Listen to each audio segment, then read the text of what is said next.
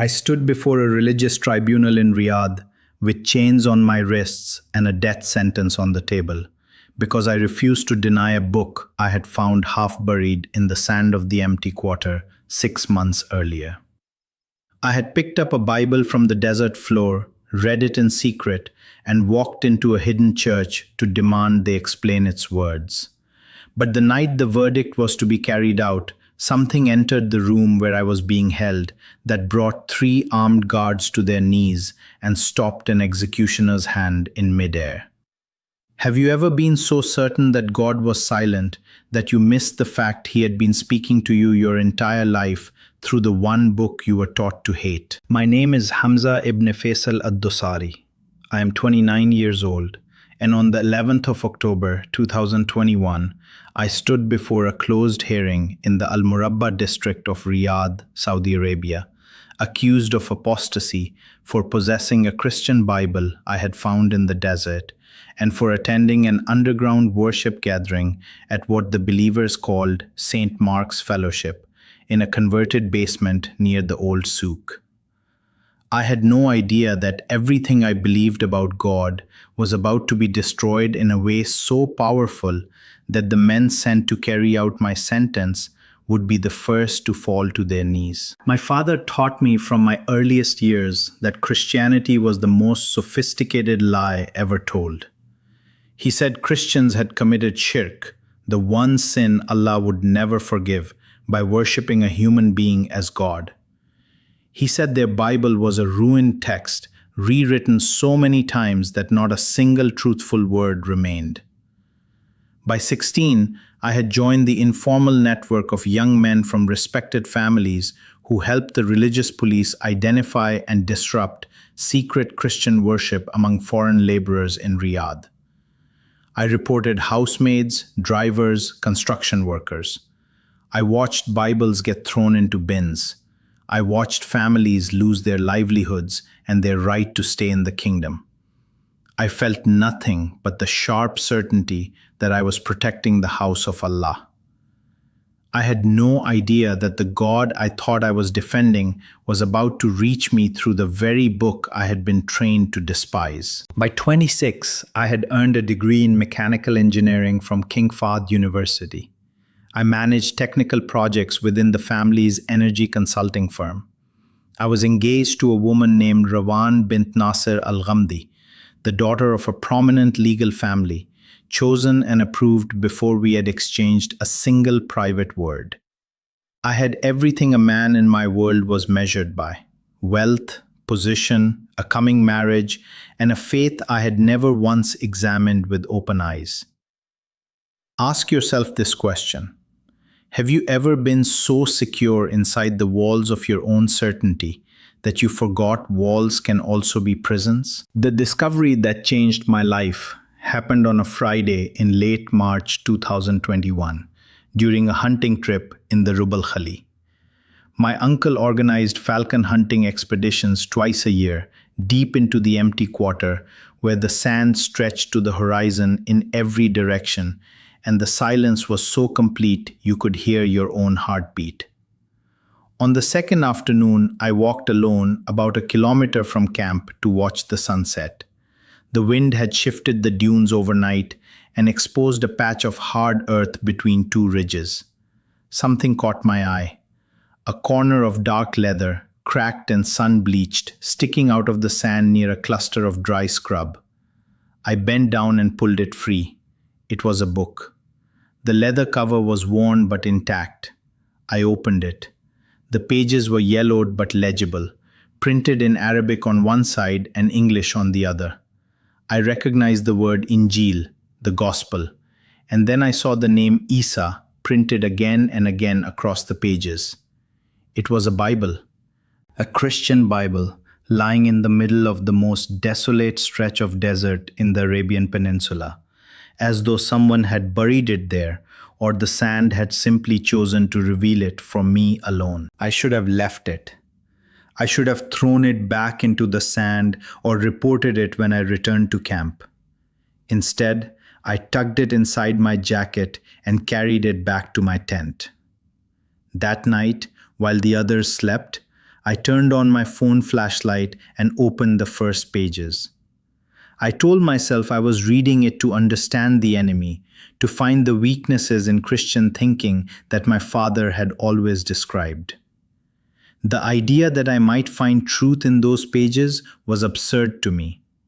I had no idea that the book I held was about to crack open every certainty I had carried since childhood. I read the Gospel of Matthew that first night, then Mark, then John. I could not stop. The words did not sound like the corrupted nonsense I had been promised. They sounded like water poured into a part of my soul I did not know was dry. The Jesus I met in those pages was nothing like the dead prophet I had been taught about. He spoke with authority. He touched the untouchable. He forgave the unforgivable. He wept. He loved people who hated him. And he claimed to be something no mere prophet would ever dare claim. By the time the hunting trip ended 3 days later, I had read the entire New Testament. I had no idea that the words already living inside me were about to pull me toward a place where they would come to life in a way I could never have imagined. Back in Riyadh, I hid the Bible behind a panel in my bedroom closet, the same way I had seen contraband hidden as a teenager when we raided workers' apartments. I read it every night after the household slept. For 3 months I read in secret, and for 3 months something inside me shifted. The prayers I offered 5 times a day began to feel hollow. The certainty I had carried my entire life developed a crack I could not seal. I searched online using encrypted channels and found a reference to an underground fellowship of believers in the old Soup district. They met in the basement of a textile warehouse every Thursday evening. I decided I would go, not to worship, to confront, to demand these Christians explain how their corrupted book could contain words that had shaken me to my core. I brought 2 men with me for safety. Ziad, a childhood friend who worked in my uncle's security detail, and Nabil, a former theology student who shared my anger at Christian deception. Our plan was simple. Enter, confront the leaders, expose whatever manipulation they used to convert Muslims, and leave with proof to report them. I felt completely certain that Allah approved. I had 0 doubt. The night before, I prayed tahajjud at 3 in the morning and asked Allah for clarity and strength. But as I knelt on the prayer rug, I felt a strange heaviness pressing on my chest, like an invisible hand holding me down. I dismissed it as nerves. I barely slept. Have you ever been so convinced you were defending truth that you never once questioned whether the truth was actually defending itself against you? We arrived at the warehouse at 8:45 on a Thursday evening. The air in the alley smelled of old fabric and cardamom from a nearby tea stall. The building was unmarked, just a metal door with peeling paint beside a shuttered loading dock. Ziad checked the surroundings. Nabil recited a surah under his breath. I pushed the door open and walked down a narrow concrete staircase into a basement I was not prepared for. The room was perhaps 40 square meters with a low ceiling and whitewashed walls. Candles lined every surface, throwing a warm, trembling glow across the space. The smell of incense mixed with candle wax and old wood hung in the air like something you could touch. A simple wooden cross hung on the far wall. A table draped in white cloth held an open Bible and a loaf of bread. There were about 30 people in the room, Filipino workers, Ethiopian families, a few South Asian men, and one elderly Saudi man in the front row whose face I did not recognize but whose posture told me he had been coming here for years. An Indian woman near the entrance smiled at us and said softly, "Welcome, brothers. You are welcome here." The atmosphere was unexpectedly beautiful. A peace filled that space that reminded me uncomfortably of the best moments I had ever felt in a mosque. Families sat close together. An elderly couple held hands during a prayer. A young mother rocked a sleeping child. These people were not enemies. They looked like people who had found something they would rather die than let go of. I walked to the front. I pulled the Desert Bible from inside my jacket and held it up. I told the room I had come for answers, not worship. I told them I wanted someone to explain how this book had entered my mind like a virus I could not remove. A pastor, a soft-spoken Filipino man named Brother Ramon, stepped forward. He did not look afraid. He raised his hands gently and said, "Brother, you are welcome here. Ask whatever you need to ask." His calmness made me furious. I wanted resistance. I wanted someone to argue so I could win and walk away justified. Instead, this man looked at me with the same peace I had seen in the pages of the book I was holding. I raised my voice. I demanded to know how Christians could claim a man was God. Brother Ramon looked at me and said very quietly, "Jesus loves you, my brother. He died for your sins just as he died for mine. He is why you are standing here tonight." Something snapped. I opened the Bible and raised it above my head. I told him I would tear it apart and prove it had no power. I gripped the binding. I pulled. That is when it happened. The moment that changed everything I believed about God. My hands froze. The Bible was above my head and my fingers locked around it like iron clamps. I could not open them. Then the heat came. It poured through my palms and down through my arms into my chest like molten gold being poured through my veins. My entire body went rigid. Then it went soft. Then my knees buckled and I hit the concrete floor with a force that should have shattered my kneecaps, but I felt no pain. Only the heat and something else, something immense, a presence. A love so complete that it felt like being known by name by someone who had been watching every moment of my life and had chosen this exact second to step forward and say, "Here I am." I heard a voice, not with my ears, inside my bones. "Hamza, I placed that book in the sand for you. I have been calling you since before you were born. Stop running. Come home." I looked up. Through the blur of tears I could not control, I saw light. Not candlelight, a golden radiance that had no source, filling the room from the floor upward. And within the light, behind Brother Ramon, I saw him, a figure. His face was the most real thing I had ever seen. His eyes held no anger, only a grief that was somehow joyful, and a love so fierce it broke every wall I had spent 29 years building. I collapsed forward, my face against the concrete. I was weeping harder than I had ever wept. Ziad was on the ground beside me, his hands over his face. Nabil had stumbled backward against the wall and was shaking. Brother Ramon knelt beside me. He placed his hand on my shoulder. He said, "He loves you, son. He has been waiting for you your entire life." Minutes could have been hours. Ask yourself this question. How do you explain meeting the living God when everything you were raised to believe told you he was only a dead prophet in a corrupted book? When I lifted my head, I asked Brother Ramon the only question left in me. What do I do now? He sat beside me on the basement floor and opened the same Bible I had tried to tear apart. He read to me about grace, about the cross, about a man named Saul who hunted Christians on a desert road and was struck down by the very Jesus he persecuted.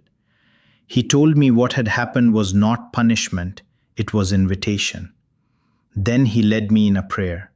I said, "Jesus, I have been wrong about you my entire life. I have burned your books. I have destroyed your people's livelihoods. But I saw you tonight. I know you are real. Forgive me. Save me. I surrender my life to you completely." The small congregation surrounded us. They wept. They embraced us.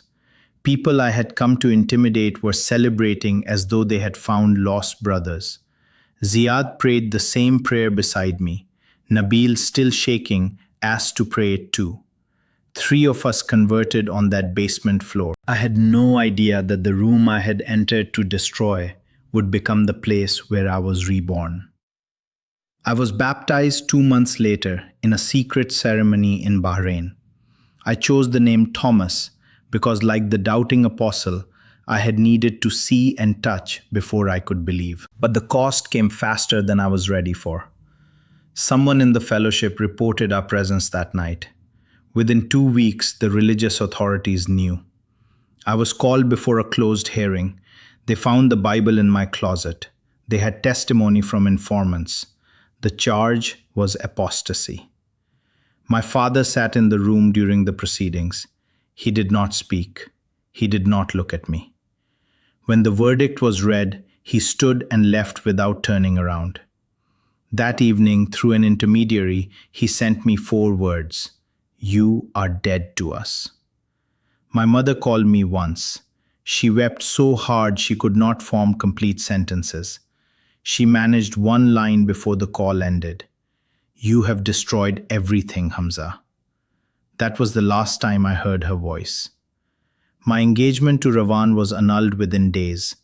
Her father sent a single message: "This family no longer recognizes your name." Former friends held funeral prayers for me. My credentials were frozen. My accounts were locked. I was moved to a detention facility to await sentencing. On the night the sentence was to be carried out, I sat alone in a concrete cell. 3 guards stood outside. An executioner had been summoned. That is when it happened again. The same heat I had felt in the basement filled the cell. The same golden light with no source. The same voice inside my chest saying, "Hamza, I am with you. No blade will touch you tonight." I heard a sound from outside the cell. One guard had fallen to his knees, then the second, then the third. The executioner's hand, I was told later by one of the guards who eventually sought me out, had gone rigid at his side and would not obey him. Within the hour, a series of diplomatic interventions, connections I still do not fully understand, the sentence was commuted. I was escorted to Bahrain under cover of darkness, and from there to a European country I will not name. Everything I believed was about to be shattered, and it was. But I gained everything that truly matters. I gained Jesus Christ. I gained a peace that has not wavered for a single day. I gained a church family who loved me before they knew my last name. Look inside your own heart right now and ask yourself whether the walls you are hiding behind are protecting you or keeping you from the one who has been calling your name. A year after I fled, I met a woman named Hannah at the church where I worship in Europe. She was a Jordanian Christian, a nurse who had left Amman seeking a life where she could practice her faith openly. We married at that same church. Brother Ramon, who had traveled from the Gulf for the ceremony, offered the opening prayer. Ziad and Nabil stood beside me as groomsmen. Today I work with an underground ministry reaching Muslims across the Gulf and North Africa.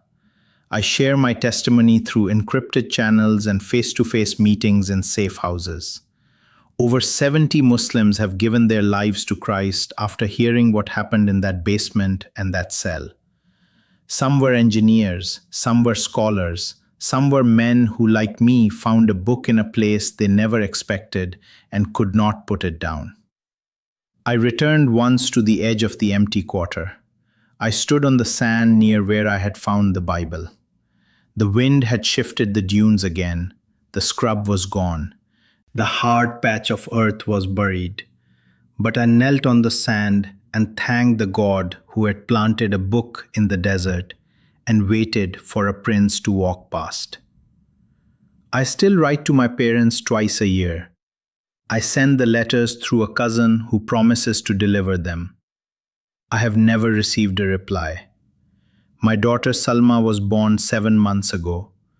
The first words she heard were not the adhan, but a lullaby about the shepherd who leaves 99 sheep to find the one that wandered. Hannah sings it to her every night. I tell Salma that her grandfather is a powerful man who loves God with all his heart, but has not yet learned his truest name. I believe he will. If he can transform someone like me, a prince who burned Bibles and destroyed lives in the name of righteousness, a man who found a book in the sand and nearly died for reading it, then no soul is too lost and no desert is too wide. The Saudi prince who stood in a hidden church with a Bible raised above his head and rage in his heart no longer exists. In his place stands a servant of Jesus Christ who would face that tribunal 1,000 times before he would deny the voice that called his name from the pages of a book half buried in the sand. If Jesus can love and forgive someone like me, someone who spent his life silencing the very truth that saved him, then he can absolutely love and forgive you. No matter what you have done or where you come from, the same Jesus who planted a Bible in the empty quarter for one man to find, who filled a basement with golden light, who froze an executioner's hand in a prison cell, is standing before you right now through this very testimony. He is offering you the same love, the same mercy, the same impossible new life that changed everything for me. Jesus is calling you right now.